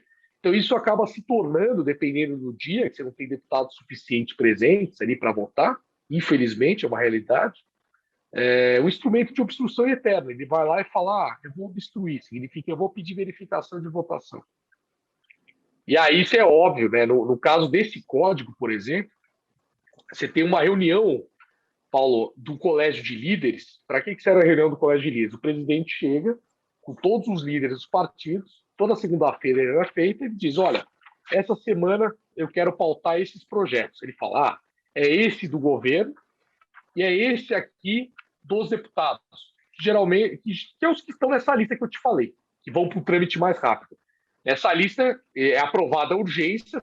Se ele não passou nas comissões, o presidente convoca o Congresso de Comissões, significa o seguinte, no mesmo dia, na mesma hora, eu convoco todas as comissões necessárias para debater esse projeto, e aí ele passa nessas comissões e já vai para o plenário. Uma vez que passou nesse Congresso de Comissões, que é feito ali na hora, ele vai para o plenário. Ele vai para o plenário e é votado. E aí corre o risco do deputado ir lá pedir verificação. No colégio de líderes, o presidente coloca a pauta na semana e ali existe, né, uma conversa democrática entre os deputados, entre os líderes dos partidos, que colocam ali qual o posicionamento do partido dele sobre o projeto. Então, muitas vezes ele fala, com esse projeto eu não tenho nenhum óbice, com esse aqui eu tenho uma dúvida no artigo X, Y e Z, meu partido é contra esse artigo, aí obviamente dá para discutir, você vira e fala, olha, quem que apresentou objeção no colégio de líderes? No nosso caso, o PT e o PSOL ficaram com algumas dúvidas. Aí eu já falei para o Sérgio, eu falei, Sérgio, liga para o PSOL, era a Mônica, que era líder do PSOL, e eu liguei para o Teolírio Barba, que era o líder do PT. Ele, poxa, fiquei até surpreso, né? Porque o Barba, ele virou para mim e falou, não, eu estou lendo aqui, acho importante isso, é um absurdo o tempo que demora para abrir negócio do Brasil e tal. Aí ele invocou ali com um termo ou outro, que não era nada assim muito significativo, mas ali você conversa, muitas vezes você faz uma modificação ou outra, desde que não altere, né, toda a essência e o objetivo do projeto, e aí você evita que ele vá lá e peça, né? Tente obstruir o teu projeto. Aí você consegue aprovar. Daqui na Assembleia funciona assim. No Congresso, ali já são 513. Então, imagina. Ali não dá para dizer que cada deputado vai ter a garantia de que vai ter um projeto discutido em plenário num ano legislativo. Às vezes o deputado passa ali o mandato inteiro sem ter nenhum projeto discutido ali no plenário, que é muita gente, né? Ali é muito mais complicado, ali já é outro trâmite. Mas aqui a gente, pelo menos, tem esse acordo democrático. Deputado. Muito interessante, né? Para nós é uma realidade muito desconhecida. Por mais que a gente saiba que tem todo o trâmite legislativo, o processo, mas essa questão interna, né? Como é que funciona o dia a dia, é um mundo que acho que pouca gente conhece, mas quem está realmente cobrindo aí a prática política rotineiramente, né? Muito legal, Ricardo. Obrigado pelos esclarecimentos. Poucos falam disso, viu, Paulo? Eu agradeço até a pergunta, porque muito pouco se fala disso, né? Eu acho legal entender, porque às vezes de uma votação polêmica, e a pessoa, peraí, meu deputado não fez nada, como é que ele se posicionou? E aí ele não entende os trâmites da casa, ele não consegue encontrar se o cara votou contra ou a favor. Às vezes o projeto passou de forma automática.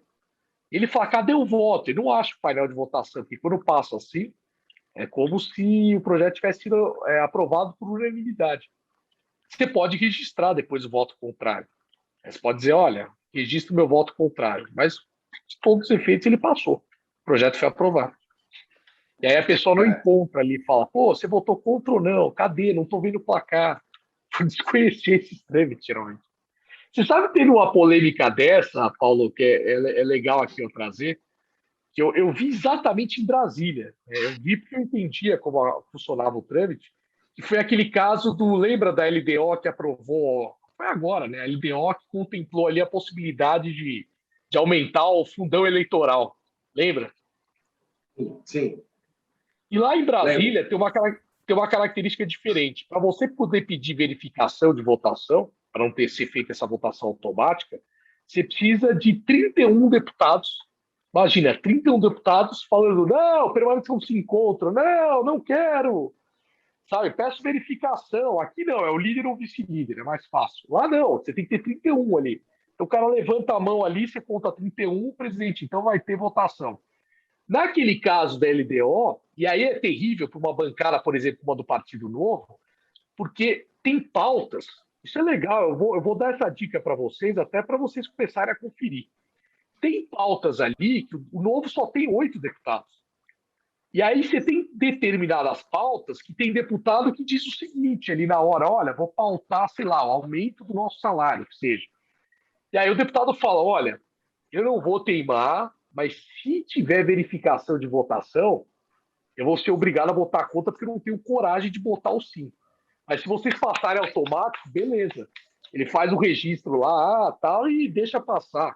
Foi exatamente o que aconteceu, Paulo, foi exatamente o que aconteceu nessa votação da LDO, que teve essa questão do fundão. O Novo apresentou um destaque. O que é o destaque? Você tem lá o projeto, a LDO tem várias coisas ali sendo contempladas, uma lei de direitos orçamentários. Quando você pede o destaque, eu quero que vote esse item separado do projeto. Só que aí o que acontece? Pede o destaque, o presidente faz, às vezes, o comando de quem for contrário permaneça como se encontra. Se você não tiver ali 31 deputados dizendo verificação, o projeto passa, ele é reprovado automaticamente, dependendo do comando que o presidente dá. Ele fala quem é favorável e quem é contrário. Ele dá o comando que ele quiser ali na hora. E aí aconteceu isso, que favorável, o LDO permanece como se encontram, bico fechado, e depois o cara, não, eu fui contra, eu era contra. Só que eu falo, ele se manifestou, é fácil depois ele falar para o eleitor dele, não, eu fui contra. Eu falei, na hora ele ajudou a pedir verificação, ele não ajudou, ele ficou quietinho. Então você fala, poxa, né, tem muita enganação nesse sentido. É importante. Confortavelmente ele se omitiu, né? Confortável. Pô, votou, nem vi, foi muito rápido. Ficou quieto, votou ali, ele ficou quieto, e aí passou o projeto, depois ele fala, não, eu declarei que eu era contrário e tal. Aí eu falo, não acredita não. Teve muito deputado, principalmente, dando spoiler aqui, quem quiser conferir, principalmente da base do governo, né, que deveria ser contra por uma questão de discurso político, né, por pautas que sempre defendeu, que simplesmente falaram, não, eu fui contra, não se justificou direito, e na hora ali não ajudou a pedir verificação. Por quê? Porque às vezes tem esse acordo, ó, ninguém vai pedir verificação, beleza, então. Tem muito projeto, Paulo, eu confesso que é consenso.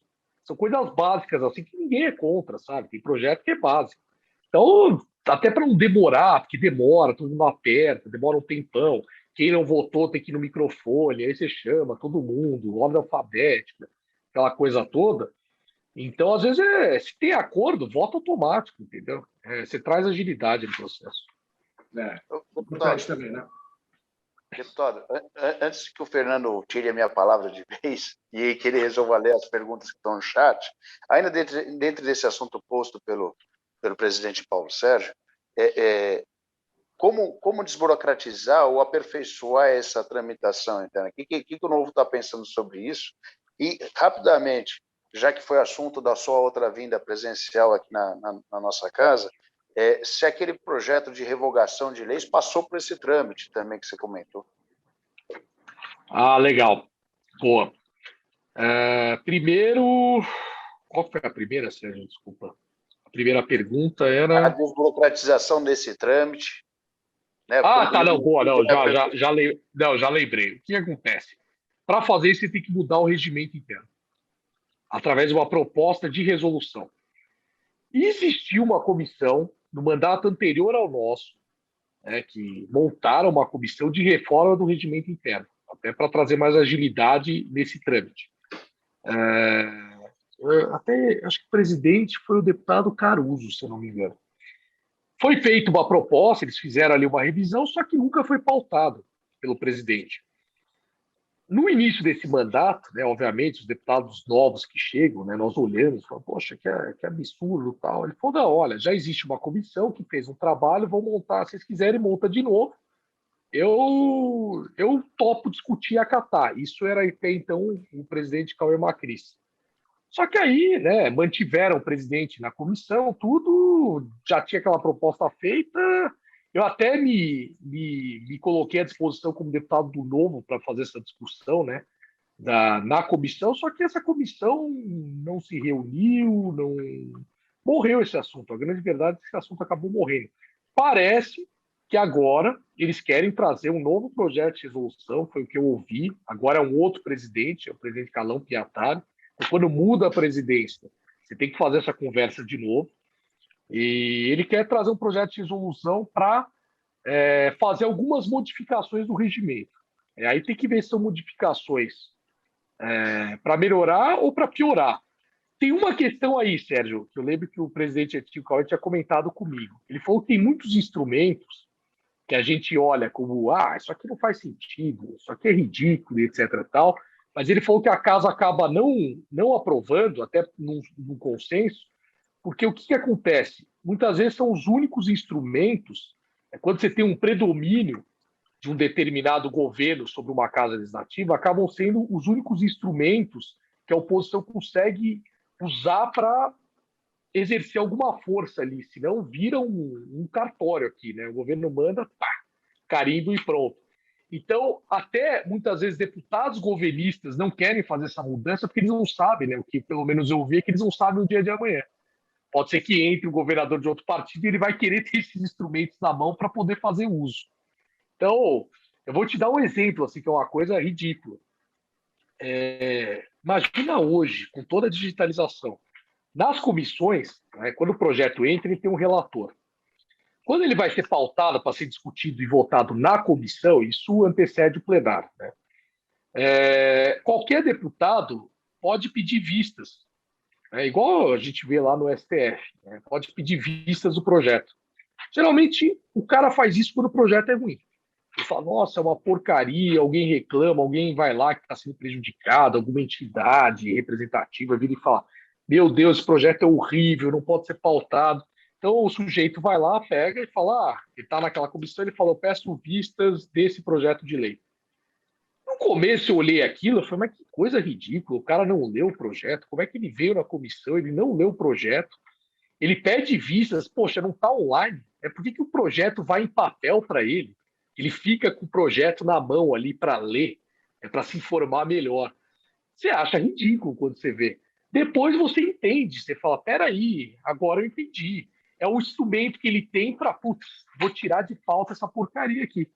E é uma forma dele tirar e falar, vou sentar em cima, só vou liberar, o autor vem aqui discutir, fala, oh, pelo amor de Deus, libera lá o meu projeto. Então ele vai falar, é complicado o seu projeto. Aí serve como instrumento de conversa, né? Dizer, muda isso, muda aquilo, eu vou fazer um voto em separado, poxa, se você modificar isso, aí vai. Acaba virando também instrumento de negociação e barganha política, né? E aí você fala, poxa, quando que vão aprovar aqui, né, uma mudança nesse sentido? Não vão, porque os deputados usam isso como instrumento de negociação legislativa, para ele poder fazer os acordos, as negociações, até no ponto de vista democrático, né, dele exercer lá o papel dele, não só de apresentar projetos de lei, como também barrar projetos de lei que ele entenda que são ruins, né? Então, isso, infelizmente, quando você vai propor uma mudança, ela acaba não acontecendo justamente por causa disso. Segunda coisa, o projeto do revogaço, ele tá em pauta aí, está na lista, né? A gente, inclusive, deu um tempo, até porque vão surgindo outras leis aí que interessam revogar, então a gente acaba esperando para poder sempre incrementar ele, né, com novas legislações aí que vierem a surgir. E aí, bom, a ideia eu queria propor ele no último ano, até para eu poder pegar o maior número de leis possível, e aí fazer um revogaço e encerrar a participação. Então ele está tramitando ainda, e a gente deixou ele lá justamente para receber, inclusive, de pessoas. A gente fez, né, eu e o Sérgio, tem lá o revogajá, revogajá.com.br, que é a plataforma que o cidadão pode indicar para a gente. Falar, essa lei estadual aqui é inútil, desnecessária, atrapalha a minha vida. Até para ganhar um pouco de tempo nessa coleta, não é algo urgente, por enquanto, a gente deixou ele mais para o final. A ideia é pautar o revogaço, ele está ali tramitando, mas deixar para o final para que a gente, durante o trâmite, consiga incrementar ele. Bacana, bacana. O primeiro projeto que a gente apresentou foi o Código de Defesa do Empreendedor. Foi o primeiro que eu dei prioridade. E aproveitando, deputado, a Regina Helena fez uma pergunta aqui no chat, perguntando a sua opinião sobre o patrimônio cultural como fonte geradora da economia. Qual que é a sua opinião sobre isso? É a Regina, né? Regina, eu acho Regina. super válido, ainda mais considerando a cidade de São Paulo, a gente tem equipamentos culturais aí fantásticos, né? Que tem público, tem demanda, tem público, fomenta o turismo. Aliás, ela fala aqui sobre conhecer a Serra da Capivara. Olha, gostaria muito. Você tem projetos incríveis, eu vejo, né, eu diria até que a Secretaria de Cultura hoje, que está ali, né, que é o Sérgio Sal, falei muito com a adjunta dele, eles têm uma visão muito interessante nesse sentido, de tentar fazer com que esses patrimônios culturais se viabilizem economicamente através de parcerias e que eles sejam sustentáveis, que eu acho bastante válido, ainda mais na cidade de São Paulo. A gente sabe que para você conseguir manter, né, e sustentar um patrimônio cultural, precisa ser uma cidade pujante, uma cidade que recebe muitos turistas, que infelizmente aqui no Brasil você não tem muito essa tradição. Em outros países, sim. No Brasil não se valoriza muito isso. Então, eu diria que até dos equipamentos que nós temos, pouquíssimos são aqueles que conseguem se manter. São Paulo, pela grande metrópole que você tem uma demanda de público, você tem uma demanda cultural. Infelizmente, demora. Né? Você ter essa demanda cultural depende muito do desenvolvimento da cidade. Aqui em São Paulo, eu acho que para muitos equipamentos a gente já tem essa demanda. E aí a própria secretaria, eu lembro que a gente tinha conversado, existia essa ideia de formar aí parcerias, justamente para que eles sejam, que rendam aí economicamente e sejam sustentáveis. Aí você tem aí o poder público podendo, né, usar o dinheiro pagador de impostos em áreas mais urgentes. Bacana.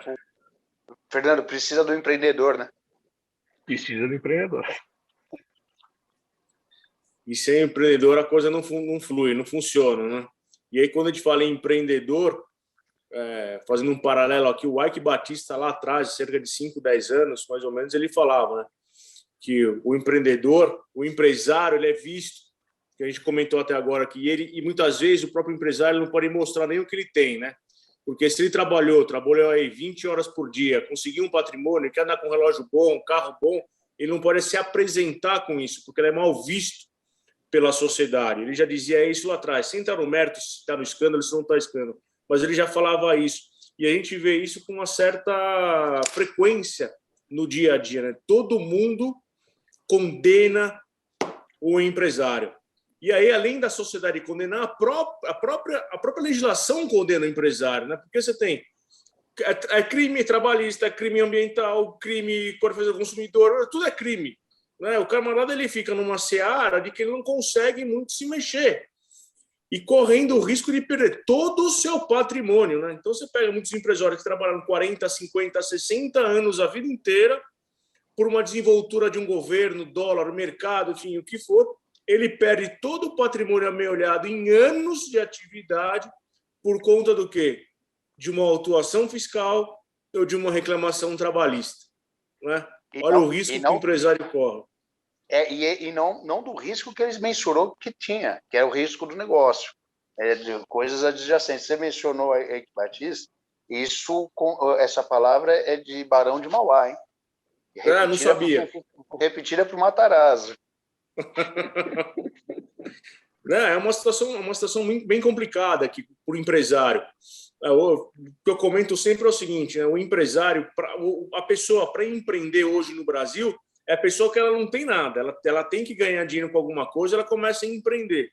Porque aquele camarada que ganhou uma grana, tá bem, teve uma ou duas reclamações trabalhistas, foi autuado, ele não abre o seu segundo, terceiro, quarto negócio. Ele vai ficar quietinho no dele e ali ele vai ficar para não perder o patrimônio. É isso que eu vejo do dia a dia. O camarada, para ter o seu segundo, terceiro negócio, ele pensa 2, 3 vezes. Infelizmente, né? Porque ficam na mão dos sempre os mesmos, né? E aí você vai criando o quê? O monopólio, né?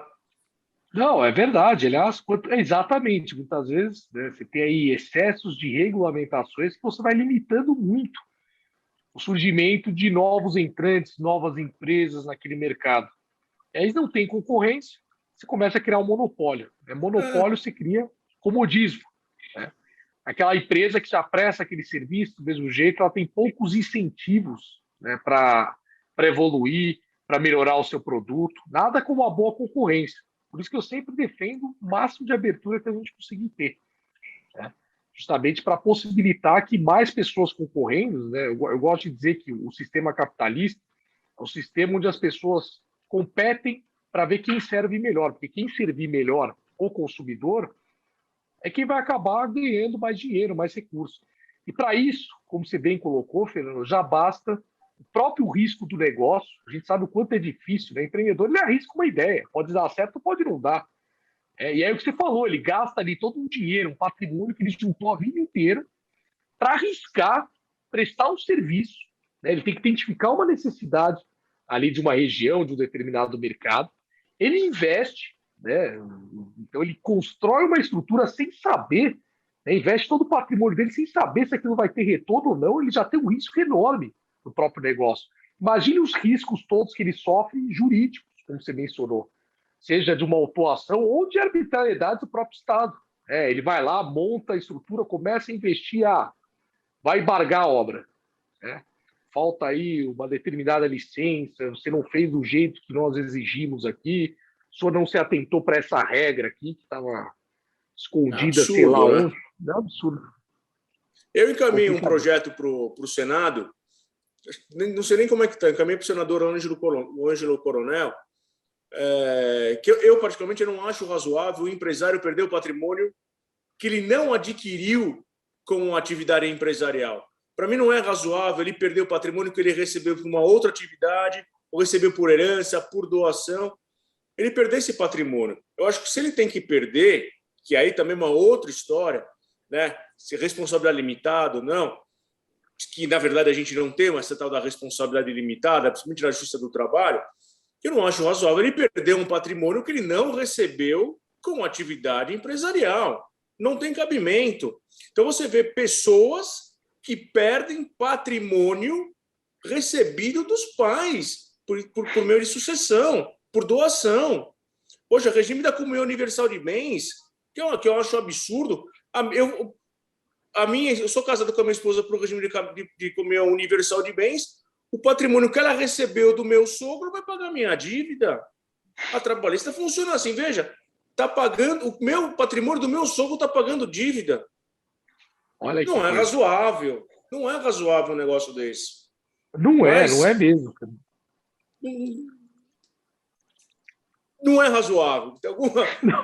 Tem um projeto em caminho para o Senado, vamos ver como é que tramita isso, porque se você falar para uma pessoa os riscos operacionais da parte jurídica, esse camarada ele não investe. Ele não investe. Infelizmente, ele não investe.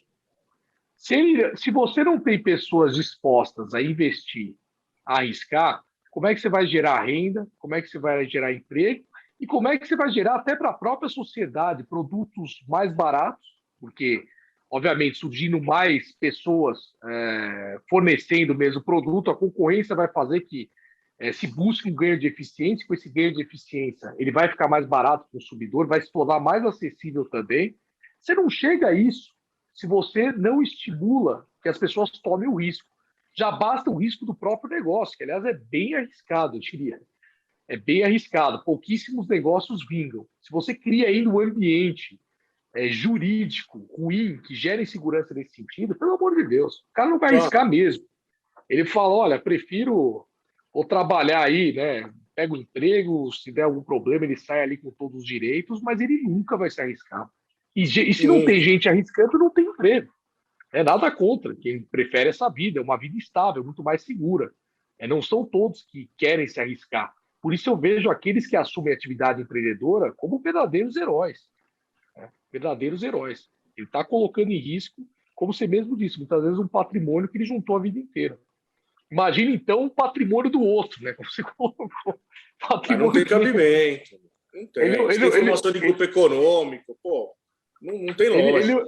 Ele não arrisca só o dele. Nesse caso, ele está arriscando Você citou aí o exemplo, era o patrimônio do sogro dele. Do sogro. Pô, não tem cabimento. Toda a família. Está envolvendo aí uma briga no casamento, na família. O sogro vai levantar do caixão. O risco dele é espiritual e emocional. É duro. Pessoal, alguém quer bater um papo, quer fazer uma pergunta para o deputado? O deputado está à nossa disposição aí para responder sobre o projeto, enfim. Aliás, só antes, comunicar a Regina, que eu estou lendo as sugestões dela aqui, fala que a gente está anotando tudo aqui. Tá? Só para deixar a doutora Alessandra Calabrese está com a mão levantada, Fernando, mas como eu sou o host aqui, eu vou me permitir falar antes dela. Ela está dizendo que não aqui, mas ela vai falar assim no final. Eu só queria deixar registrado aqui, enaltecer o trabalho do deputado Ricardo Melão, conheço ele há muito tempo, não é por ser meu amigo, não, mas eu sei que ele é uma pessoa extremamente aguerrida dentro da Assembleia, preparado e com ideias e projetos muito bacanas. Esse Código do Empreendedor, ele vem aí, eu acho que para sanar algumas situações, eu espero que ele seja aprovado. Como você mesmo disse, o empreendedor ele é um herói hoje em dia no Brasil, e as pessoas sempre colocam as questões de vitimização para aquela maioria desguarnecida. A doutora Alessandra foi diretora no Procon e sabe bem disso, né? Hoje o consumidor é colocado numa posição de vulnerabilidade muito grande, mas o empreendedor, que no Brasil é a grande maioria dos empreendedores não é de grande porte, é de médio, pequeno porte, eles acabam também sendo vítimas do Estado, como você mesmo colocou, e eles precisam realmente ter aí uma cartilha que os ajude a sobreviver nessa selva que é o Brasil do empreendedorismo. Sem dúvida. Obrigado, Thiago. Você é meu amigo há muito tempo, né? Você é até suspeito para falar. Ou não, ou muito qualificado para falar, até porque me conhece há muito tempo, né? Desde muito jovem ali. E Thiago sempre foi um grande amigo, sempre foi um grande apoiador de primeira hora. Todo momento tem me enviado aí sugestões, ideias, opiniões pelo Zap aí, que a gente se comunica bastante. Então, obrigado, Thiago. É uma honra ter você como amigo e ouvir a sua opinião aí. a meu respeito. Saiba que penso mesmo de você. Bacana, bacana. Quem tinha levantado a mão, Tiagão? Doutora Alessandra Calabrese. Quer dar uma palavrinha? Eu não levantei a mão, mas o Thiago quis me fazer falar, entendeu? Mas já que eu estou falando, eu quero parabenizar o Melão, ele é um grande amigo, também admiro o trabalho dele, ele sabe disso. Suspeita também, doutora Alessandra. De vez em quando eu vou fazer uma visita, né? Toma café aqui no meu gabinete, então é suspeita. Verdade, verdade. Parabenizar pela palestra, pela oportunidade de trazer alguém tão competente na nossa subseção para esclarecer diversas dúvidas e realmente falar que hoje em dia está difícil investir mesmo no Brasil e, inclusive, acho que a gente precisa de uma reforma trabalhista urgente, né? Porque o empresário é lesado a todo tempo. Então, parabéns, obrigada, boa noite a todos e, mais uma vez, contem comigo que precisar. Obrigado, Ale. Alessandra, obrigado. Fernando, não é uma reforma trabalhista, né? Tem que revogar a CLT. Todo mundo é contra ditador, mas verdade. Todo mundo vive a rege uma lei da ditadura, né? Da verdadeira ditadura de Getúlio Vargas, né? Mas, enfim. Exatamente. Inspirada num regime realmente fascista, né? Não é? A história revela muito, não é isso? A carta de lavoura lá. Tem toda a razão. Pessoal, alguém quer bater mais um papo? Quer fazer uma pergunta, algum comentário? Fernando, eu só tenho a agradecer o Ricardo pela gentileza de mais uma vez de aceitar o convite. Parabenizar você por abrir as portas para o deputado Ricardo Menon e, mais uma vez, para o nosso presidente Paulo Sérgio, que tem, nesses últimos anos, aí, feito uma coisa magnífica para deixar nossa casa aberta, mesmo de forma virtual. E, Ricardo, em nome dele já fica o seu convite para você conhecer a nova sede, que ficou muito bonita, um auditório muito grande, muito bonito. Você está convidado a tomar um cafezinho. Poxa, obrigado. Obrigado. Aliás, eu queria ter conhecido, eu vi ali, mandei os parabéns para o presidente, para o Paulo, e ficou muito bonito ali pelas fotos. E eu queria também deixar aqui à disposição de todos o nosso celular, até para a Regina, eu vi que você tem vários pontos aí que você colocou. Pode me mandar por zap. Se você quiser compartilhar, sugerir aqui, eu falo, nós somos uma fábrica de decisões. E para tomar boas decisões, nós precisamos dos melhores fornecedores de ideias. E com certeza vocês estão entre os grandes fornecedores de ideias. Então, eu deixo aqui meu celular justamente para que a gente possa acessar aí bons fornecedores, para que a gente possa fabricar boas decisões aqui na nossa atuação legislativa. Então, para quem quiser tomar nota, é 011 99 190 8353. Então, é 011 99 190 8353. E já para deixar aqui meu agradecimento a todos vocês que participaram, fico à disposição para poder representá-los cada dia melhor aqui na Assembleia Legislativa. Agradeço o Fernando pelo convite, que moderou aí com excelência esse debate, trouxe questões aqui extremamente relevantes, com certeza serão todas aqui anotadas e consideradas nos próximos projetos. Agradecer aos amigos aí, o Ale, né, o Thiago, o grande Sérgio aí, né, parabenizar o Sérgio, por agora que eu descobri que foi o grande percussor aí da questão dos laticínios artesanais, parabéns. E agradecer o presidente sempre pelo espaço, pelo debate, para a maneira como conduz aí a OAB Pinheiros. Agradecer a Regina também pelas sugestões. Regina, depois me manda um zap ali. Muito obrigado, gente. Estou sempre à disposição, como eu mesmo já disse. Sou da casa, estou inscrito aí, espero poder participar com mais frequência aí dos debates e, quem sabe, aí ter uma atuação ainda mais ativa, né? A gente sabe que nada é eterno nessa vida. Eu estou aqui vivendo uma experiência, podendo aí trazer uma contribuição ainda jovem, mas com certeza vou frequentar muito a OAB Pinheiros aí como advogado no futuro. Ótimo. Obrigado, gente. Deputado, eu queria agradecer também e reiterar o convite feito pelo Sérgio. Você sabe muito bem que você é de casa, né? Me lembro bem quando você comparecia às nossas reuniões ordinárias, lá com a Maitê, sempre muito bacana. E na nossa reunião presencial, que você esteve presente, se não me engano, foi em março de 2019, né? Foi o seu início de mandato e o meu início de gestão. Comecinho, é verdade. Né? Nosso começo, Paulo. Exatamente. E a gente comentou que a casa estaria à sua disposição, se quisesse algum auxílio operacional, poderia contar com a gente mobilizar os advogados para trabalharem em prol dos seus projetos. Aí veio a pandemia, muita coisa mudou. A gente sentiu muito, né? Nós tivemos que fechar a casa por 2 períodos. O segundo período foi muito longo, agora esse ano foi de março até quase o final de abril, então 1 mês e meio fechado, um pouco mais, e depois voltando aos poucos, com horário bem reduzido. Agora a gente já está com horário integral novamente, então a gente acabou ficando com uma atuação limitada. Agora estamos com a sede nova, será um prazer recebê-lo. A sede está inaugurada há cerca de 1 mês e agora nós temos um bom espaço de trabalho. Isso eu queria colocar para você. Agora dá para a gente trabalhar mesmo, assim, dá para... Tem sala de reunião, tem sala de trabalho, tem um auditório, como o Sérgio destacou. É só a gente trabalhar a nossa criatividade. Chamamos aí, olha quanta gente, a Alessandra, a Regina, o Tiago, e a gente pode ali ter uma força de trabalho para auxiliar o seu mandato, e seria muito bom para nós. Fantástico.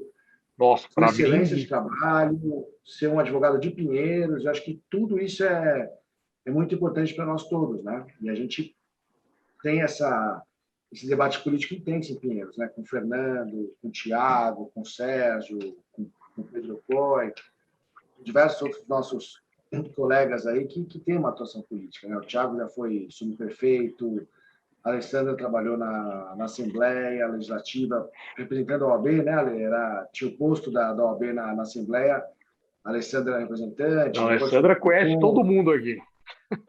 Conhece mais do que eu. É muito ligada. Então, fica aqui a nossa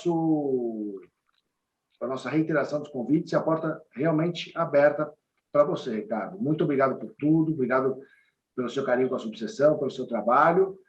Desejo aí uma boa carreira para você, que você continue nos enchendo de orgulho na sua vida profissional. E, claro, quando precisar de alguma questão da OAB, conte com a gente. Poxa, obrigado. Fernando. Obrigado a todos vocês. Fernando, parabéns por mais essa live. O Fernando tem trabalhado muito aí na pandemia, feito diversos eventos bacanas. Hoje, uma segunda-feira, a gente está aqui até as 9h10 discutindo, então mostra aí a qualidade do trabalho.